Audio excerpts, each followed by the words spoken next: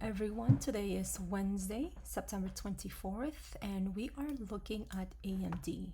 Currently, AMD, this is the weekly chart, and it is trading on $160. We did give you guys a buy signal on AMD from 149 to 151 as your buy signal, and we do have the first take profit from 157 to 162. We did give you this in the Discord for your first take profit, so you're pretty much above $8. Even if you enter in the 151 and you exit at 160 or 157, you are still on your profit, right? Your second take profit with this is about 167. Give me 1 second. About, yes, 167 to 170.99. So that's your second take profit, and the last take profit, which is our TP3, lies above 176 to 178, which you could extend that to 182 to 186, right? But these are the levels that we should be watching for AMD. However, to those people who did not take profit, 165 is such a struggle because AMD has been trying to break 164.75, 164.53, and 165. So this is currently the level which is your local resistance for AMD. There is a reason why why AMD is such a struggle for it to go higher. If we use our EMA, I use 50 EMAs. We have our daily 50 EMA above 165. And also, if we change our time frame to a 4-hour, there's another hurdle for AMD, which is again that 200 EMA right here. It's just trying to break that 200 EMA and it's not breaking out. We ended up having a rejection candle, but regardless, we are still on the bullish structure. We are pinned between 50 EMA and 200 EMA on the 4-hour chart.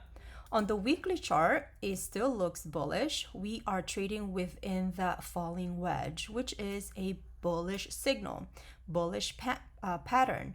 We have a breaking candle today, and hopefully this will give us a complete candle on Friday, so we have 2 more days to see how far this candle can go, because we would like to take profit. To those people waiting for take profit number 2, we are just pretty close enough to reach that.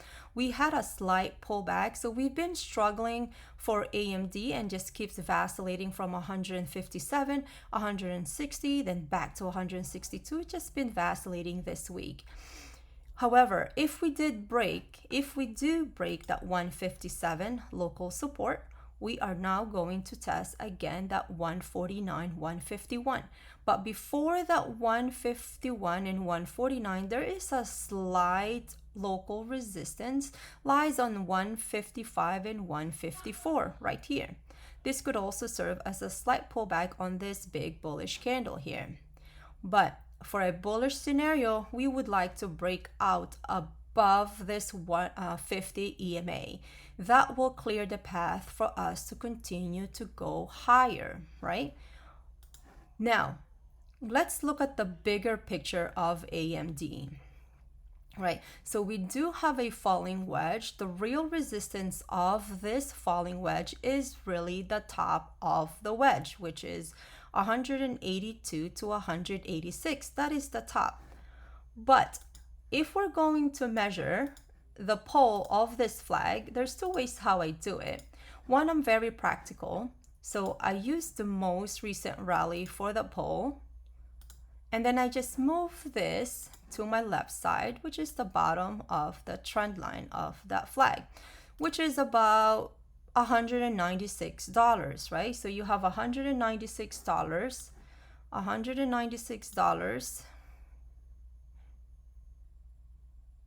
for the pole.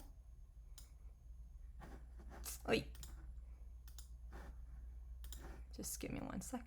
So we have 196 for the pole, And then the extended pole is the big rally. And it's showing us all the way to 100.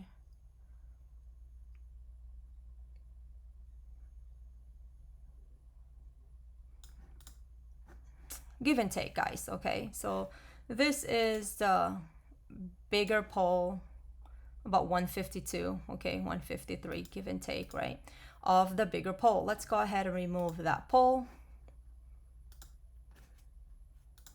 However, I use my most favorite indicator, which is my Fibonacci extension.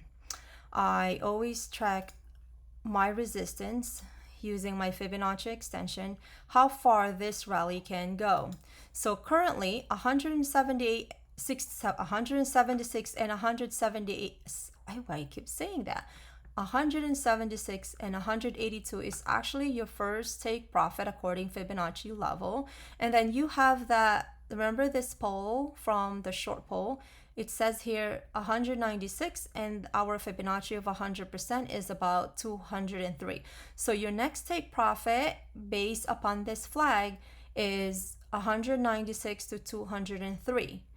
And then the bigger pole lies about 252, but your Fibonacci extension could extend to 257. So if these levels are slightly close to each other, so I'll go ahead and take both of them, right?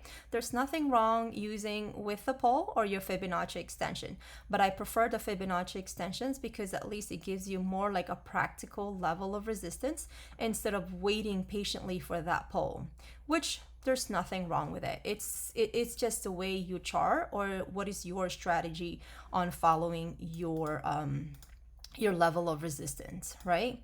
So right now, MACD and RSI remains bullish. They are in the bullish territory. Your MACD still signals above and still hasn't crossed below the signal line. It's slightly very close. Your RSI is still above 60, which I do like my RSI above 60 instead of 50. Yes, they are both in the bullish territory, but it gives me more a higher conviction if my RSI is above 60. My daily chart on the RSI and MACD are not confluence with my weekly MACD and RSI, but it's okay. Hopefully it will climb back. It did give us a buy signal on the MACD daily on this candle here on Tuesday, which is yesterday. And our RSI is slightly climbing above the 50 territory. It's like slightly 49.95. So, however, I hope that this is not a fake out. We would like to see this break above 165 to see more of the upside move right here. We would like to test this and break out.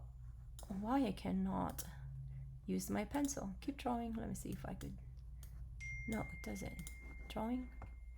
Okay, so let's go ahead and use just the trend line.